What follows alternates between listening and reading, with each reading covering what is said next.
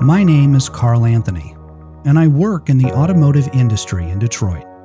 Sometimes that work encompasses future vehicle technology, and that's what we talk about here, for the most part anyway. This is AutoVision News Radio. It would be a blast to work with a team that has collective experience in automotive, machine vision, robotics, defense, and embedded systems. And that same team right now is developing new sensors and software technology to improve automotive safety and save lives. So who is this team? It's PreAct Technologies, headquartered in Portland, Oregon, and we're joined by Paul Drysch, the founder and CEO. Paul is a proven leader and motivator who excels at helping early to mid-stage startups reach their full growth potential. He has closed more than $2.5 billion in deals in the automotive, mobility, and connected car markets over the past 2 decades. We welcome him to AutoVision News Radio. Paul, thank you for being here. Thank you for having me. It's great to be here. Paul, the company headquartered in Portland, you're in California. Am I understanding correctly? Yeah, correct. In Orange County. I've been here so long, and it's Orange County's great. Is the weather really as nice as they say? It is. It's fabulous weather. There's like no bugs, no humidity. It's hard to beat. Yeah, that's quite a contrast from where we are in Michigan right now. But Paul, let's go back to 1999. Take us through what was happening at that time and then ultimately how the company was formed. Yeah, sure. So at that time, that wasn't PreAct. That was the company that we spun out of called Artis. That's my co-founder's company, Keith Brendley.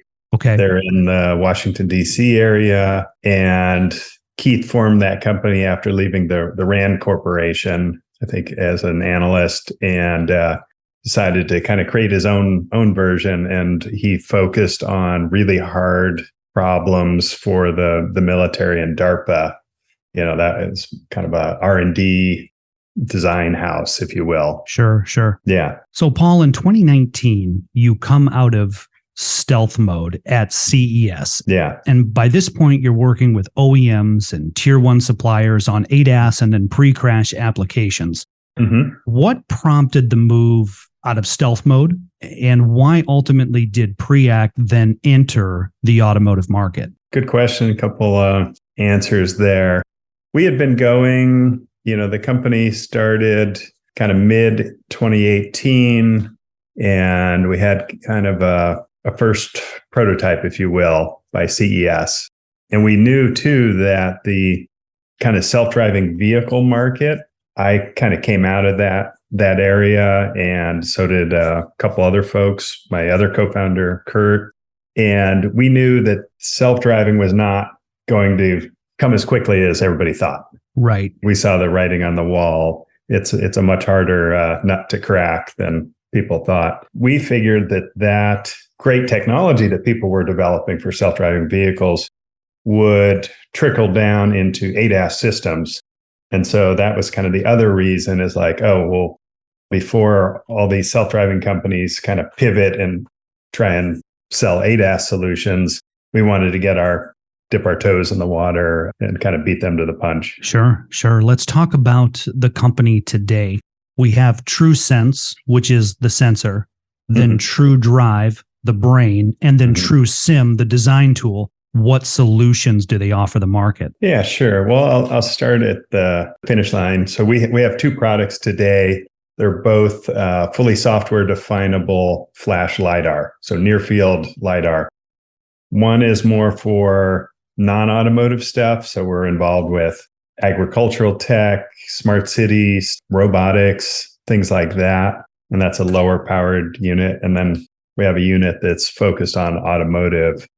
That's a much more powerful unit. So that's kind of what the products are. And then TrueSim, I'll kind of jump all the way to the other side. TrueSim is our simulation environment.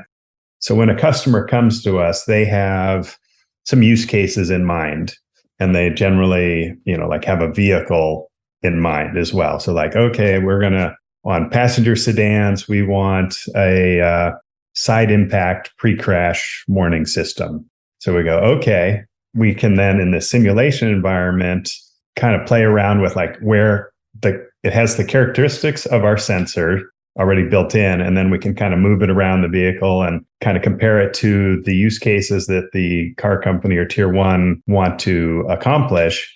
And then we can quickly say yes or no, or maybe, can it be done? Can it not be done? Where would the best placement of the sensor be? That sort of thing. It really accelerates the development and also tells us, is this a dead end for us or not? Sometimes it is. Yeah. And then the product that kind of the TrueDrive, the brain of TrueSense, it's all one product. It's not really two separate products, but we describe it that way because there's kind of the hardware component. And then there's the really cool stuff is all the software that makes it all work. That's kind of the TrueSense versus TrueDrive. When you go to your website, first thing you see is the software definable flash LiDAR. Yeah. Well, I'm sure, you're talking to, auto industry folks all the time. I'm sure you've probably covered the whole idea of the software definable vehicle, or that's kind of, some people refer to it like it's a Tesla model where you have a big central compute in the vehicle that kind of controls everything. And that allows you to do a lot. You can improve things over time. You do your recall over the air. You send a software patch to fix something. Yes. We found it as OEMs go to fully electric vehicles, those EVs are going to last a lot longer than internal combustion engines. And if they break, it's like, you just need to replace the bearings. Right. So these vehicles are going to last longer. They're not going to break as much. OEMs make all their money today on parts and service. So if all that kind of goes away and they're not selling as many cars, how are they going to continue to make the kind of revenue that they've been seeing? Yes. That's through services. Once you own the car, being able to add features, subscription-based features, things improve the vehicle's performance over time. And that's why we created our sensors from the beginning as software definable, because there's nothing worse than being the person that has the car that still has a cassette tape player.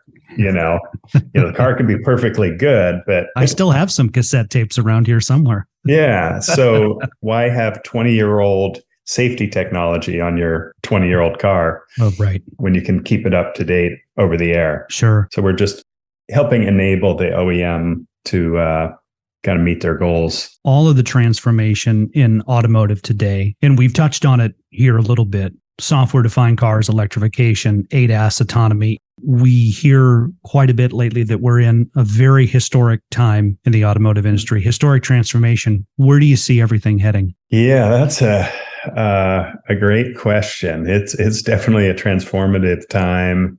And I think the auto industry was so strong for the last few years, it kind of postponed the pain that's coming. I don't think the industry has really felt the shift yet. If you're a tier one that makes internal combustion engines, spark plugs, traditional transmissions, catalytic converters, you're right.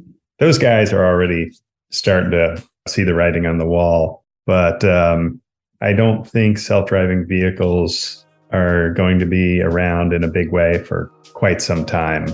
If you look at these cars built by Waymo, that are driving around in that, they have 60 some odd sensors that you can see on the car and a massive computing power in that trunk. They're way too expensive to, be a personal vehicle. So that shift, I think, is still 20 years out, really. Well, Paul, from all of us here at AutoVision News, we want to wish you the best of luck going forward. Thank you for sharing your expertise and your thought leadership with us, and we look forward to speaking again with you soon. Well, thank you. Thanks for having me. It was great. For more information on PreAct Technologies, visit preact-tech.com. That's preact-tech.com. You can also keep up with PreAct on LinkedIn. In Detroit with Paul Drysch, I'm Carl Anthony, AutoVision News Radio.